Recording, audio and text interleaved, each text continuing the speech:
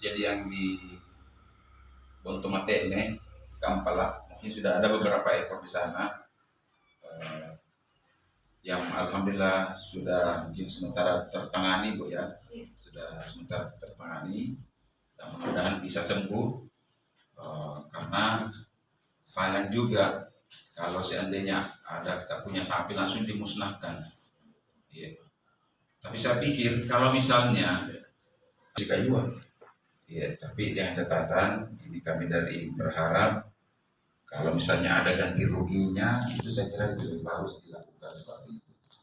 Ya, harus keuntungan, tapi karena ada wabah bisa terjangkit, hanya kita bisa merugi.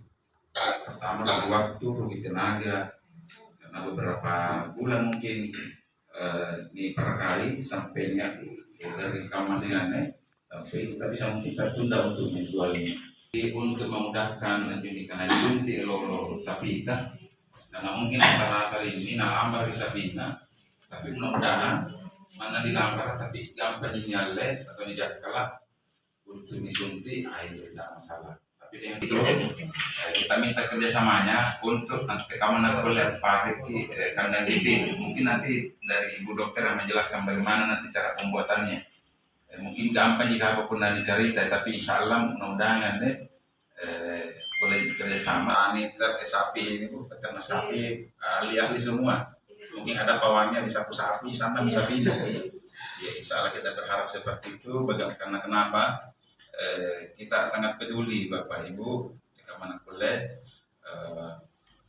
ini sapi-sapi tak kuliah sehat dan bisa dikonsumsi oleh boleh dikonsumsi karena jaga makamannya pikir dengan ada daging. Padahal sebenarnya dagingnya aman dagingnya, tapi untuk jeroan apa usus apa segala macam mungkin paru atau tulangnya atau ya kita cegah dulu untuk kenyamanannya kita. Tiap geropat kami sapi batu pantera, karena ini kejadian ada sapi dari luar ditransfer masuk di daerah yang kena tangan jo sapita karena jo karena ibu dokter sungkai BBB nampan jo kulit cerah kusina terus kukuna netong jo ya kama erok ilapasan jo kan punna sapi ya. Mungkin ibu dokter mungkin yang bisa lebih menjelaskan lebih jelasnya. Ya, nah kayak cuma aku apalagi kerja sama mata, teka mana kuliah di saat ane lancar ke sapita, di kampi apa di ternak supaya bisa menghasilkan lebih bagus lagi hasilnya. Ya, dengan mungkin saya tidak panjang lebar, mungkin bagi apapun ibu dokter yang bisa menjelaskan lebih supaya bisa lebih jelas. Saya kira ini mungkin yang bisa disampaikan dan kurangnya mohon dimaafkan. Bila taufiq wal hidayah, wassalamualaikum warahmatullahi wabarakatuh. MK penyakit mulut kuku ternak sapi di Aula Kantor Desa pada hari ini kita buka dengan resmi. Identifikasi dan penanganan penyakit mulut dan kuku oleh Ibu Dokter Hewan Ibu Nana Junita SK. Kepadanya kami persilakan.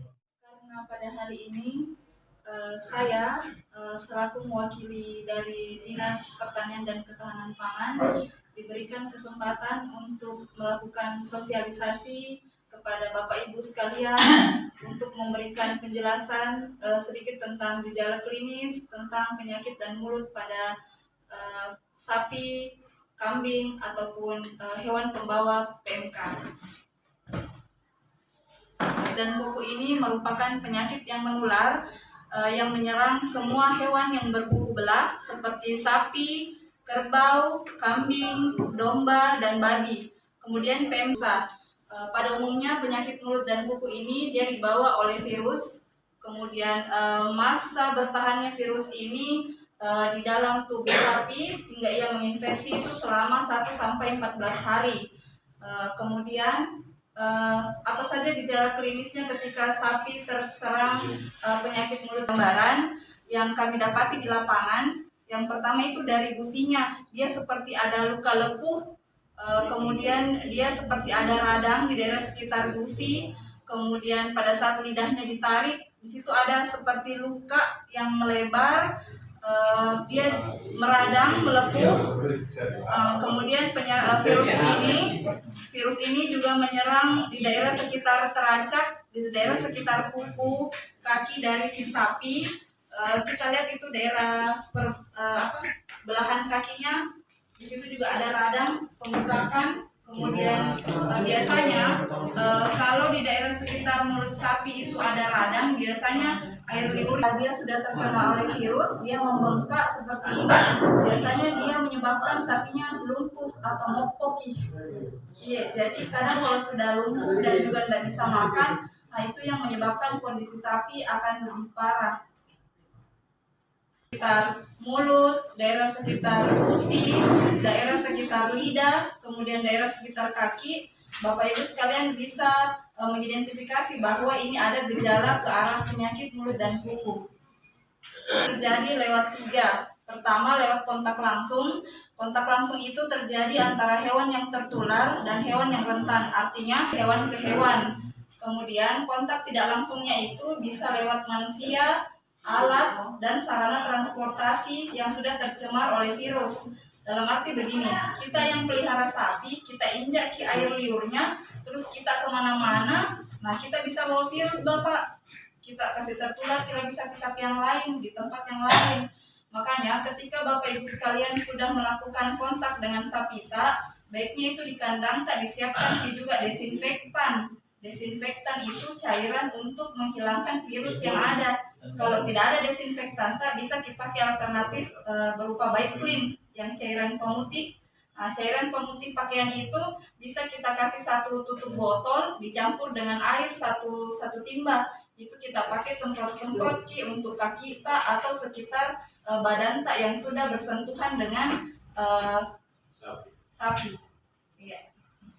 Kemudian penyebaran melalui udara itu juga bisa terjadi utamanya pada babi yang dapat menyebabkan PMK, malah tambah parah penularannya karena di daerah sekitar sana itu banyak juga babi di pasar Wol kalau nggak salah di sana. Iya.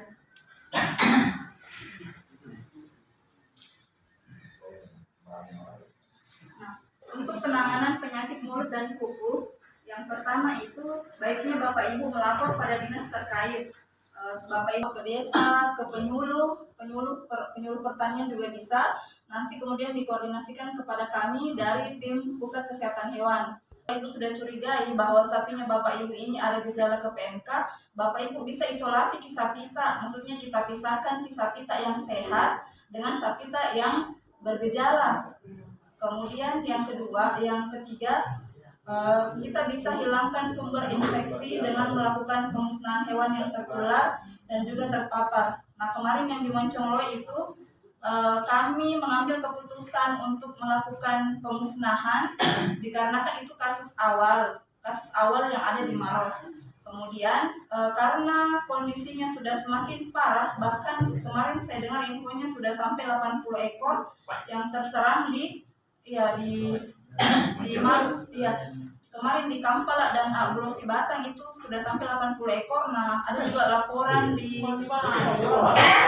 untuk melakukan pengobatan kita lakukan observasi karena di daerah Jawa itu yang di sana kan rata-rata dia sapi-sapi besar Pak, dan memang harganya kan memang lumayan sama seperti kerbau. Mereka menginginkan untuk pertahankan dengan pengobatan dan alhamdulillah mereka banyak mengambil obat-obat jamuan yang mereka konsumsi. Jadi di daerah Jawa itu mereka pakai citrum acid atau biasa yang di sini kayak pemanis yang untuk buat es buah, citrum acid yang gambar gajah Bapak Janti. dicampurkan ke dalam air, kemudian disemprotkan, dicampur di dalam air, Pak. Sebagian besar memang tingkat kesembuhannya tinggi. Cuman memang selama sakit diberikan.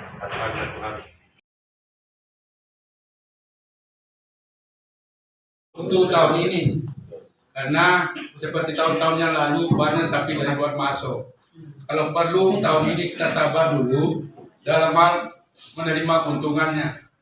Kita sekali lagi kalau perlu kita sabar betul-betul untuk tahun ini, karena itu penyakit ini luar biasa.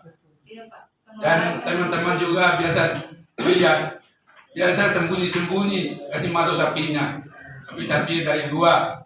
Tapi tahun ini saya minta dengan betul-betul kesabarannya untuk tidak masukkan sapi dari luar. Semua juga yang bisa saya lakukan